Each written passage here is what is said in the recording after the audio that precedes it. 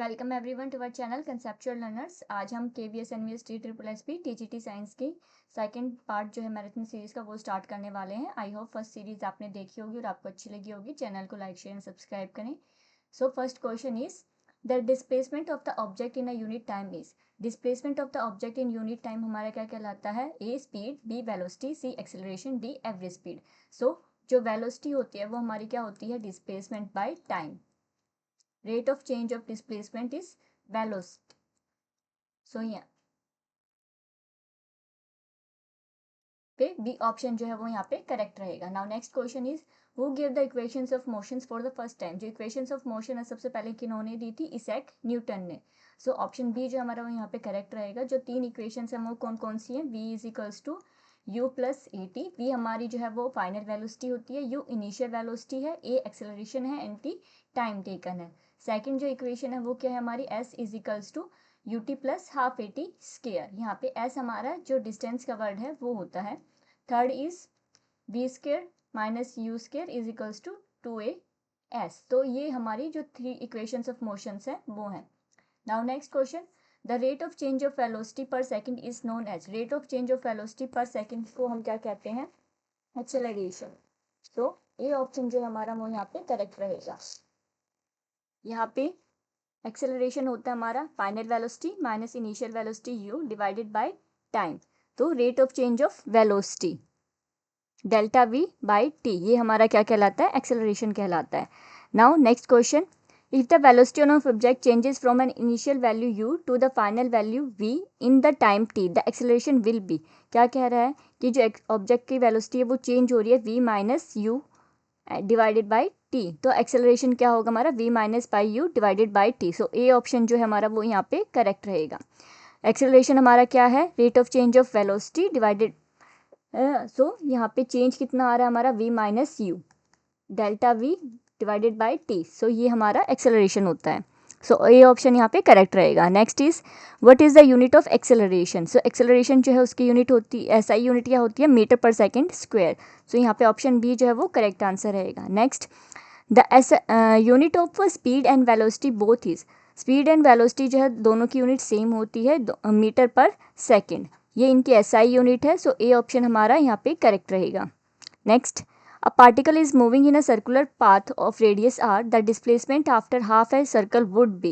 क्या कह रहा है? कोई पार्टिकल है वो एक सर्कुलर पाथ पे मूव कर रहा है जिसका रेडियस कितना है? r है। तो हाफ सर्कल के बाद उसका जो डिस्प्लेसमेंट है वो हमें बताना है। तो डिस्प्लेसमेंट हमारा क्या होता है? शॉर्टेस्ट डिस्टेंस ट्रेवल, या आप शॉर्टेस्ट पाथ भी बोल सकते हो। सो यहाँ पे अगर आप शॉर्टेस्ट पाथ देखोगे तो ये हाफ सर्कल में अगर हम बात कर रहे हैं तो ये इसका ये पूरा हाफ सर्कल है इसमें, लेकिन यहाँ पे जो शॉर्टेस्ट पाथ है वो क्या होगा? यहाँ से लेके यहाँ तक ए पॉइंट, ये बी, ये हमारा ओ। तो ये जो है हमारा आर प्लस आर, ये क्या कहलाएगा? हमारा शॉर्टेस्ट पाथ डिस्प्लेसमेंट। सो यहाँ पे कितना हो जाएगा डिस्प्लेसमेंट में हमारा? 2r।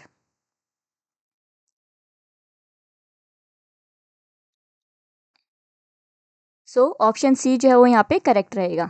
Next, a body is thrown vertically upward with velocity u, the highest height h to which it will rise is। अगर हम किसी बॉडी को वर्टिकली अपवर्ड की तरफ थ्रो करते हैं तो जो हाईएस्ट जो हाइट है जहाँ तक वो रीच करेगी, h जो है हमारा, वो हमें बताना है वो कितना होगा। यहाँ पे इसकी वेलोसिटी वो है u है। सो जो हाईएस्ट हाइट होती है वो हमारी क्या होती है? U square upon 2g। So option B जो है वो यहाँ पे करेक्ट आंसर रहेगा। Next, the slope of velocity time graph gives. जो वेलोसिटी टाइम ग्राफ का स्लोप होता है वो आपको क्या देता है? तो अगर आप इसका ग्राफ ड्रॉ करोगे, हम सिंपल से ग्राफ ड्रॉ करते हैं। ये हमारा टाइम है, ये हमारी वेलोसिटी है यहाँ पे। सो इनिशियल वेलोसिटी अगर हम लेके चलते हैं, ये u है हमारी, ये v है, और ये हमारा सपोज ये कोई ग्राफ है। इसके अंदर जो एरिया होगा, यहाँ से हम कंसिडर कर रहे हैं, तो ये जो एरिया होगा ये हमें क्या देता है? जो एक्सेलरेशन है वो हमें यहाँ पे मिलेगा। सो सी जो है यहाँ पे अगर आप चेंज निकालोगे तो v minus you by T, ये हमें जो एरिया है स्लोप का वो आएगा यहाँ पे, और ये हमें किसको डिनोट करता है? एक्सेलरेशन को। So option C is the correct answer. Next, If the displacement an object is proportional to the square of time, then the object move is. अगर जो displacement s है हमारा वो डायरेक्टली प्रोपोर्शनल है किसके, टाइम के square के. सो जो ऑब्जेक्ट है हमारा वो किससे मूव करता है, तो वो हमारा यूनिफॉर्म मोशन से मूव कर रहा है. जो सेकंड इक्वेशन ऑफ मोशन आपने पढ़ी है, s is equals to u t plus half a t square. अगर यहाँ पे हमारी इनिशियल वेलोसिटी अगर हम u जो है 0 लेते हैं तो s हमारा क्या आ जाता है, हाफ ए टी स्क्वेयर. और अगर यहाँ पे हमारा जो एक्सेलरेशन है वो कांस्टेंट है तो यहाँ पे s जो है हमारा डायरेक्टली प्रोपोर्शनल हो जाता है टी स्क्वेयर के, यानी कि वो किस में ट्रेवल कर रहा है, यूनिफॉर्म एक्सेलरेशन से. b जो है वो करेक्ट आंसर यहाँ पे रहेगा. Next, CGS unit of acceleration is, acceleration की CGS यूनिट यहाँ पे पूछी गई है. तो CGS यूनिट क्या होती है एक्सेलरेशन की, सेंटीमीटर पर second square. Motion of pendulum कैसा होता है, सिंपल हार्मोनिक मोशन होता है. स्केलर क्वांटिटी, जो डिस्टेंस है हमारी वो कैसी क्वांटिटी है, डिस्टेंस स्केलर क्वांटिटी है. जो डिस्प्लेसमेंट है वो वेक्टर क्वांटिटी है, उसके पास डायरेक्शन होती है. मोमेंटम, मोमेंटम कैसी क्वांटिटी है, वेक्टर क्वांटिटी है. मोमेंटम का फॉर्मूला क्या होता है, mv. एक्सेलरेशन, एक्सेलरेशन क्या होता है हमारा, वेलोसिटी डिवाइडेड बाय टाइम. सो यहाँ पे ये सीक्वेंस रहेगी.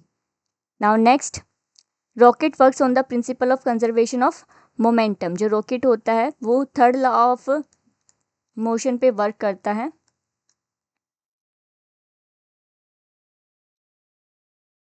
और इसमें हम किसके बारे में पढ़ते हैं, कंजर्वेशन ऑफ मोमेंटम के बारे में, यानी कि reaction and every action has equal and opposite reaction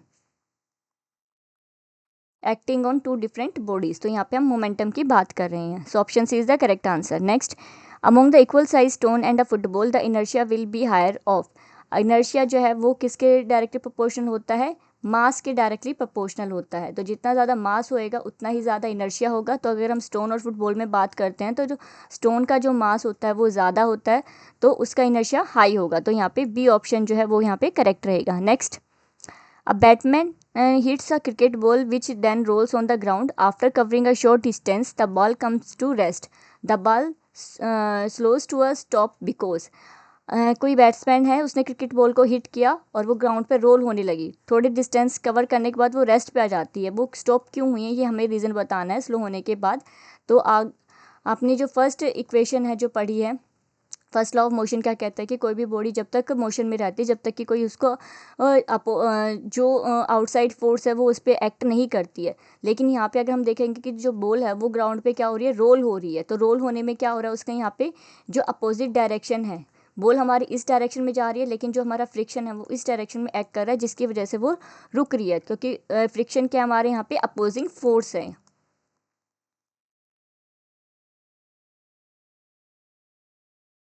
ये बॉल है हमारी. तो यहाँ पे there is a force on the ball opposing the motion, जो कि उसके मोशन को अपोज कर रही है. इस वजह से जो बॉल है वो कुछ डिस्टेंस ट्रैवल करने के बाद रुक जाती है. सो ऑप्शन सी जो है यहाँ पे करेक्ट आंसर रहेगा. Next, what is the momentum of an object of mass m moving with the velocity v. सो जो मोमेंटम होता है उसको हम p से रिप्रेजेंट करते हैं और मोमेंटम हमारा क्या होता है, मास इंटू वेलोसिटी. सो यहाँ पे d जो है हमारा वो यहाँ पे करेक्ट आंसर रहेगा. इसमें मोमेंटम में आप देखोगे तो जो मोमेंटम है वो डायरेक्टली प्रोपोर्शनल है मास की. जितना ज़्यादा मास रहेगा उतना ज़्यादा मोमेंटम रहेगा. और डायरेक्टली प्रोपोर्शनल है वेलोसिटी के, जितनी ज़्यादा वेलोसिटी रहेगी ऑब्जेक्ट की उतना ही ज़्यादा जो हमारा मोमेंटम रहता है. नेक्स्ट, फ्रिक्शन इज़, जो फ्रिक्शन है वो हमारे लिए यूज़फुल भी होता है और हार्मफुल भी होता है. सो सी ऑप्शन जो है बहुत useful as well as harmful to us. So C option यहाँ पे करेक्ट रहेगा. Next, unit of force. So force की जो यूनिट है वो क्या होती है, न्यूटन. ऐसा यूनिट अगर हम लेते हैं, यूनिट ऑफ प्रेशर, प्रेशर को जो हम पास्कल में मेज़र करते हैं. Test of purity of milk, इसको लैक्टोमीटर से मेज़र किया जाता है. फोर्स, फोर्स का फॉर्मूला क्या होता है, mass into acceleration. And SI unit of momentum, momentum की एसआई यूनिट क्या है, किलोग्राम मीटर पर सेकंड. इसका जो फॉर्मूला होता है वो mv होता है. मास को हम किलोग्राम में लेते हैं एंड वेलोसिटी को मीटर पर सेकंड में. So SI unit is kilogram metre per second.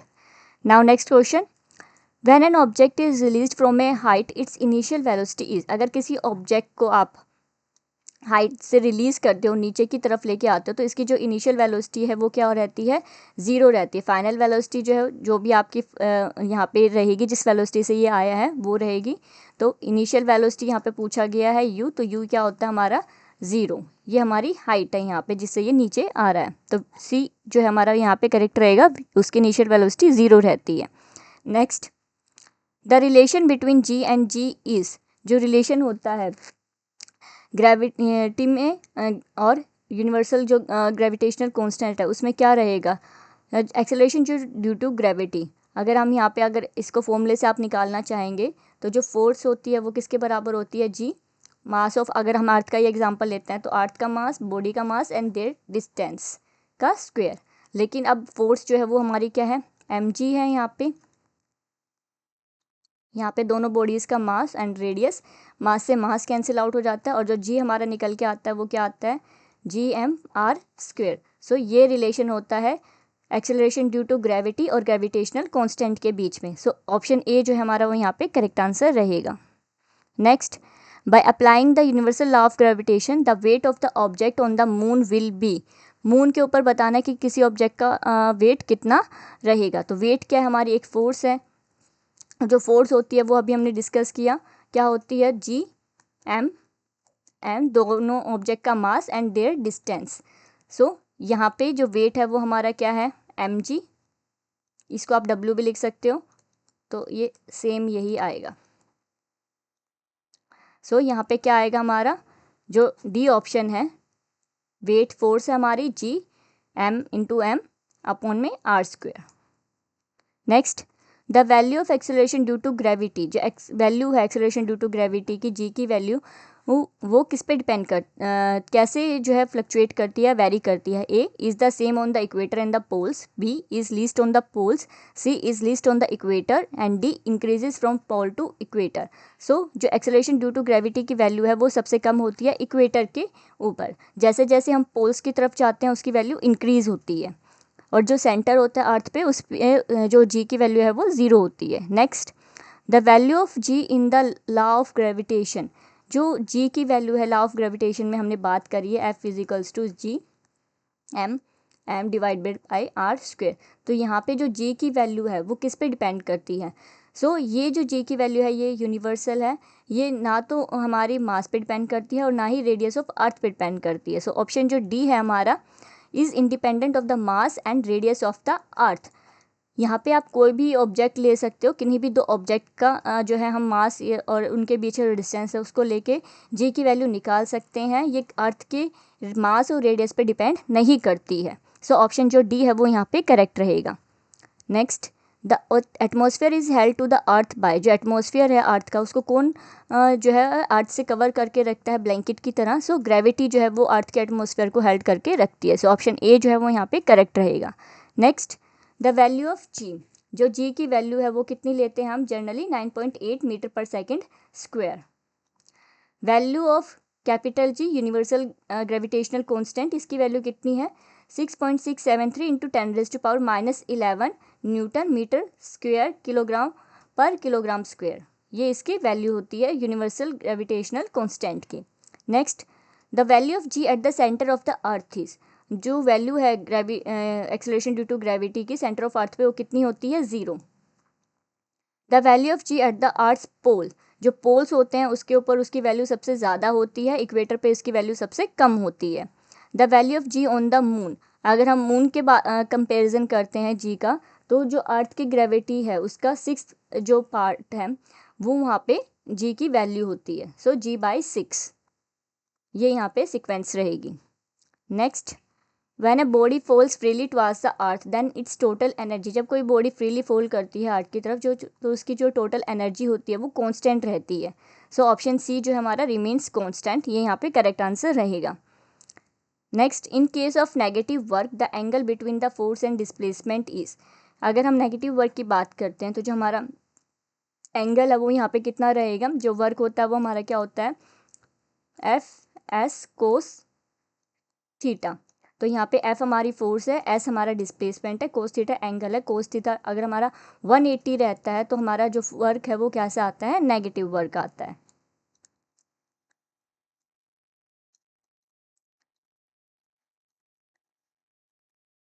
सो ये नेगेटिव वर्क है हमारा। cos 180 कितना होता है हमारा -1। Next question is water stored in a dam possess, अगर किसी डैम में वाटर स्टोर कर रहे हो आप तो उसके पास कैसी एनर्जी होती है, पोटेंशियल एनर्जी होती है। So option D is the correct answer. Next, a body is falling from a height h, after it has fallen a height h/2 it will possess, अगर कोई बॉडी जो है h हाइट से fall कर रही है, नीचे की तरफ आ रही है और जब हाफ डिस्टेंस कवर कर लेती है तब उसके पास कितनी एनर्जी होगी। सपोज यहाँ पे कोई बॉडी है, वो यहाँ तक पहुँची है, ये पूरा डिस्टेंस कितना है हमारा h है, यहाँ तक उसने h/2 का जो डिस्टेंस है वो ट्रेवल किया है, ये बाकी का h/2 है। तो उसके पास जो है वो यहाँ से उसने जंप किया था, ये हमारी हाइट थी यहाँ पे टोटल। तो यहाँ पे उसके पास क्या, जब वो यहाँ पे थी तो उसके पास क्या थी, पोटेंशियल एनर्जी थी। जब वो इधर नीचे आ रही है तो उसके पास क्या है, काइनेटिक एनर्जी है। लेकिन जब वो बीच में होती है तो उसके पास हाफ पोटेंशियल एनर्जी होगी और हाफ काइनेटिक एनर्जी होगी। So option C is correct answer, half potential and half kinetic energy. Next, the capacity of a body to perform work is called, किसी भी काम को करने की क्षमता को हम क्या कहते हैं, एनर्जी कहते हैं। So A option is the correct answer. Next, the rate of work done is called, work done का जो रेट है यानी कि W/T, वो हमारा क्या कहलाता है, पावर। सो ऑप्शन बी जो है वो हमारा करेक्ट आंसर रहेगा। Next, the gravitational potential energy of an object of mass m raise through a height h from the earth surface is given by, so potential energy हमारी क्या होती है, mgh, ये पोटेंशियल एनर्जी का formula होता है। सो यहाँ पे ऑप्शन बी जो है वो यहाँ पे करेक्ट रहेगा। Next, if the displacement of the object is zero then the work done on object by a force would be, अगर हमारा वर्क डिस्प्लेसमेंट क्या है, ऑब्जेक्ट का जीरो है तो वर्क डन कितना होगा। सो वर्क क्या होता है हमारा F/s, अगर हमारा जो s है वो ज़ीरो है, डिस्प्लेसमेंट कितना है हमारा, ज़ीरो है, तो वर्क डन भी हमारा कितना होगा, ज़ीरो। सो ऑप्शन डी जो है वो यहाँ पे करेक्ट आंसर रहेगा। नेक्स्ट, 1 जूल, जूल जो है वो किसकी वो बराबर होती है, न्यूटन मीटर के बराबर होती है। सो फर्स्ट वर्क हमारा क्या होता है, फोर्स इंटू डिस्प्लेसमेंट। पावर क्या होती है हमारी, work divided by time. 1 horse power किसकी यूनिट है, पावर की यूनिट है, और इसको हम 746 वोट के बराबर लिखते हैं। एनर्जी कैसी क्वांटिटी है, स्केलर क्वांटिटी है। एनर्जी और वर्क दोनों ही कैसी क्वांटिटीज हैं, स्केलर क्वांटिटीज हैं। Next, for hearing A distinct sound the time interval between the original sound and the reflected one must be at least, अगर किसी डिस्टिंक्ट साउंड को हमें हियर करना है तो जो टाइम इंटरवल है ओरिजिनल और रिफ्लेक्टेड वन में वो कितना होता है, 0.1 सेकेंड, क्योंकि इतना टाइम जो हमारे ये जो ह्यूमन ईयर्स है उनको चाहिए होता है दो जो साउंड होती है उनके बीच में डिस्टिंक्शन करने के लिए। Next, the persistence of a sound in an auditorium is the result of repeated reflections of sound, जो परसिस्टेंट साउंड ऑडिटोरियम में आते रहते हैं रिपीटेड रिफ्लेक्शंस के बाद, उसे हम क्या कहते हैं, reverberation. So A option is the correct answer. Next, the speed v, frequency u and wavelength lambda of sound are related by the equation. So हमारी जो स्पीड है v वो डायरेक्टली प्रोपोर्शनल होती है फ्रीक्वेंसी के, यहाँ पे आप u यहाँ पे दिया हुआ है और इसको हम म्यू भी लिखते हैं, और जो वेलोसिटी होती है, स्पीड होती है, वो डायरेक्टली प्रोपोर्शनल होती है वेवलेंथ की। तो जो हमारी रिलेशन बनती है वो क्या बनती है, ये हमारे यहाँ पे रिलेशन रहती है। v क्या है हमारी स्पीड, ये frequency into wavelength. So option A is the correct answer. Next, the speed of sound is maximum in, speed जो साउंड की स्पीड है वो सबसे ज़्यादा किस में होती है, सॉलिड्स में। सबसे पहले सॉलिड्स आते हैं, then liquid and then gases,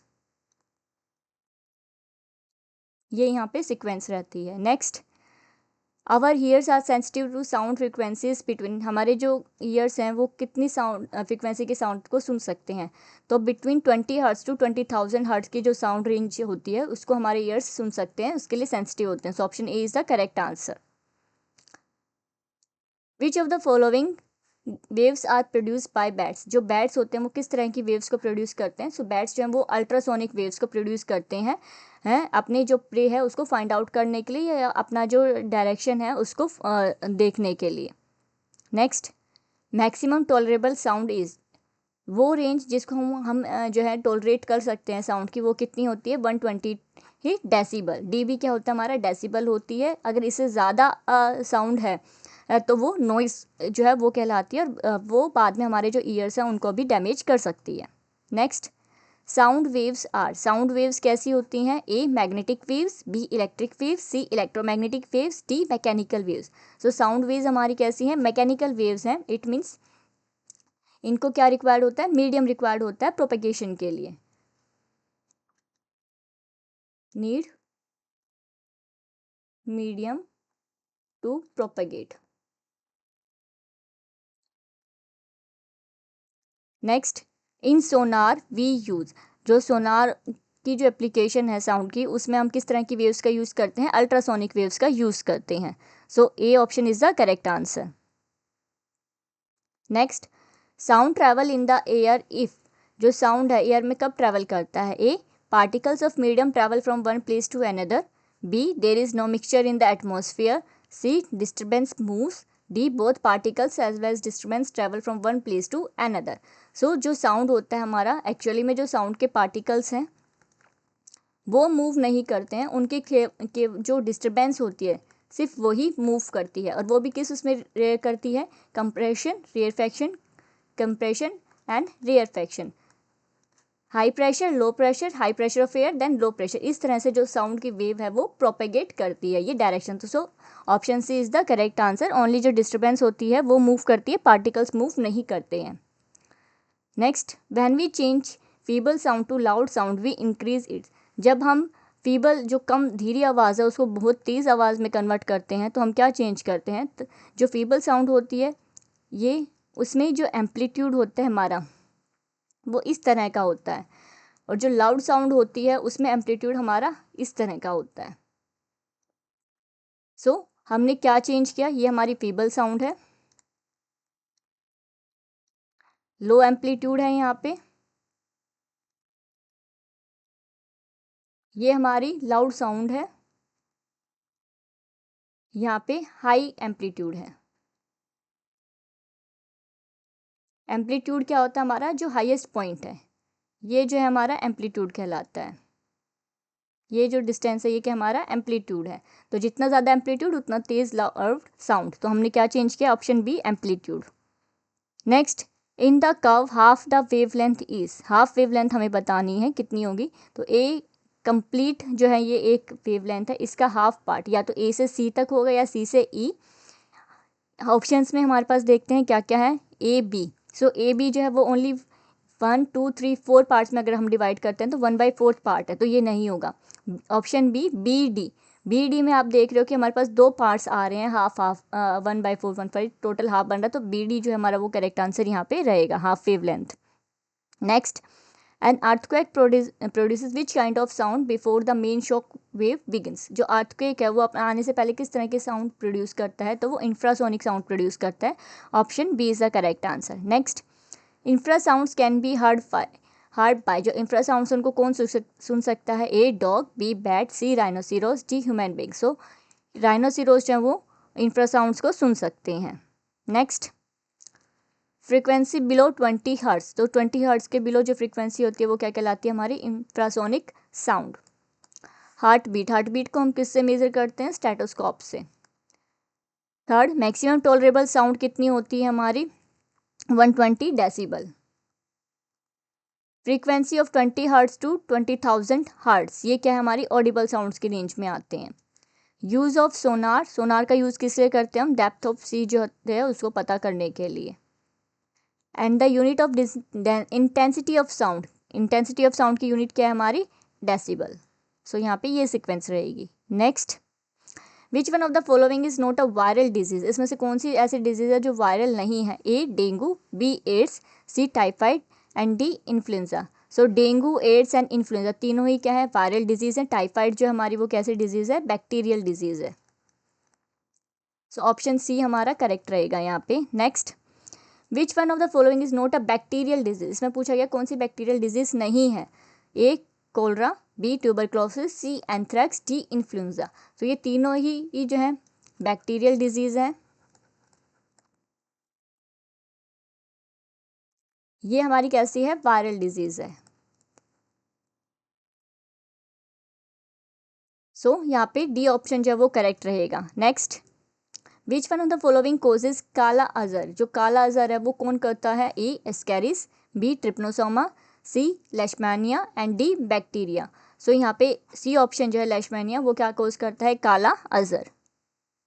next, AIDS can not be transmitted by, AIDS कैसे ट्रांसमिट नहीं हो सकता है। सो ए सेक्शुअल कॉन्टैक्ट, इससे होता है, B hugs, C breast feeding, D blood transfusion. So इसमें अगर आप देखोगे तो जो ऑप्शन बी है हग्स, उससे जो एड्स है वो ट्रांसमिट नहीं होता है।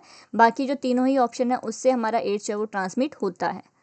Next, which one of the following disease is not caused by bacteria, इसमें से कौन सी डिजीज है जिससे बैक्टीरिया कोज नहीं करता है, A typhoid, B anthrax, C tuberculosis and D malaria. तो ये तीनों ही क्या है, हमारी बैक्टीरियल डिजीज है।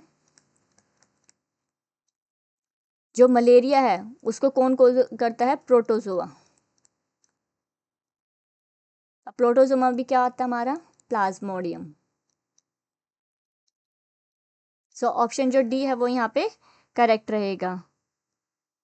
Next, viruses which causes hepatitis are transmitted through, जो वायरस हैं जो हेपेटाइटिस को ट्रांसमिट करते हैं वो किससे होते हैं, वाटर से ट्रांसमिट होते हैं। Next, TB is caused by, TB को कौन कोज करता है, mycobacterium tuberculosis. Option B is the correct answer. Next, mosquito, mosquito हमारा क्या है, वेक्टर है मलेरिया के लिए। लेशमानिया क्या कोज करता है, काला अजहर। स्टेफाइलकोकाई एक्ने कोज करता है। मार्शल एंड वोरन ने जो है पेप्टिक अल्सर्स जो है उसको डिस्कवर किया था। एंड एडवर्ड जेनर ने फर्स्ट जो वैक्सीन थी काउपॉक्स की वो डिस्कवर की थी।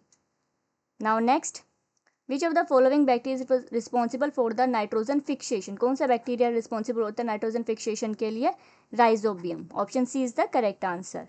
Next, one of the following factors does not lead to soil formation in nature, इसमें से कौन सा फैक्टर सोइल फॉर्मेशन नहीं करता है नेचर में, sun, water, wind and polythene bags. तो option D is the correct answer, polythene bag जो है वो सोइल फॉर्मेशन नहीं करते हैं। Next, which step is not involve in the carbon cycle, carbon cycle में से कौन सा स्टेप इन्वॉल्व नहीं होता है, A photosynthesis, B transpiration, C respiration, D burning of fuels. तो ऑप्शन बी जो है ट्रांसपीरेशन वो कार्बन साइकिल में नहीं आता, बाकी तीनों ही जो है कार्बन साइकिल में आते हैं। Next, what is the percentage constitution of carbon dioxide in the atmosphere of Venus and Mars. So जो परसेंटेज है CO2 की वीनस एंड मार्स के एटमॉस्फेयर में वो कितनी है, 95 to 97%। ऑप्शन ए यहाँ पे करेक्ट रहेगा। Next, ozone layer, ozone layer का फॉर्मूला होता है O3। नाइट्रोजन कितनी है हमारी एटमॉस्फेयर में, 78%। Amount of CO2 in atmosphere 0.03%। Nitrogen fixation bacteria क्या है हमारा, rhizobium. And amount of oxygen कितनी है एटमॉस्फेयर में, 21%। Next, how many nutrients are essential for plants, plants के लिए कितने न्यूट्रिएंट्स एसेंशियल हैं, तो 16 न्यूट्रिएंट्स जो है वो प्लांट्स के लिए एसेंशियल होते हैं। Next, which one of the following species of the honey bee is an Italian species, Italian species बताना हमें, A apis cerana indica, B apis dorsata, C apis florea and D apis mellifera. So इसमें option D जो है apis mellifera वो Italian species है honey bee की।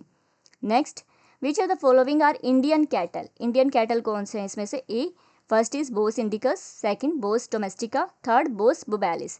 सो इसमें जो फर्स्ट इंडिकस एंड बुबैलिस है ये कैसी हैं, इंडियन कैटल हैं। तो 1 and 3 ये ऑप्शन जो है वो हमारा करेक्ट रहेगा।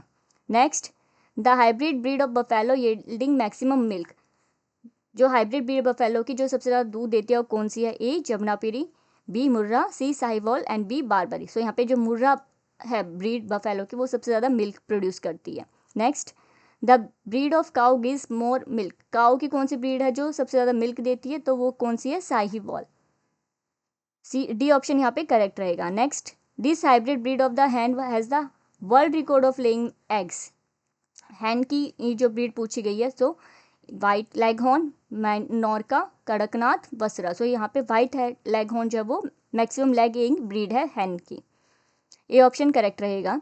Which goat is known as the queen of milk, इसमें से कौन सी गोट है जो क्वीन ऑफ मिल्क कहलाती है, तो इसमें बर्बरी, जमुनापुरी, सनेन एंड बीकानेरी। तो इसमें सनेन जो है वो क्वीन ऑफ मिल्क है गोट के अगर हम बात करते हैं तो। Next, which one of the following nutrient is not available in common fertilizer, इसमें कौन से कॉमन फर्टिलाइजर में अवेलेबल नहीं होता है? Nitrogen, phosphorus, iron, potassium. तो इसमें आयरन प्रेजेंट नहीं होता है, NPK जो होता है वो नॉर्मली फर्टिलाइजर्स में प्रेजेंट होता है। So next question is leaf of neem and turmeric, ये क्या हमारे बायोपेस्टिसाइड्स हैं। Fertilizers NPK, weeds xanthium, parthenium and मोट। टोटल क्रॉप न्यूट्रिएंट एलिमेंट्स कितने होते हैं? 16। अपीस सेरेना इंडिका, ये क्या है? हनी प्रोडक्शन में यूज़ होती है, इंडियन ब्रीड है। एंड कड़कनाथ, ये पोल्ट्री ब्रीड है। सो आई होप आपको वीडियो अच्छी लगी होगी। चैनल को लाइक शेयर एंड सब्सक्राइब करेंगे। Thank you.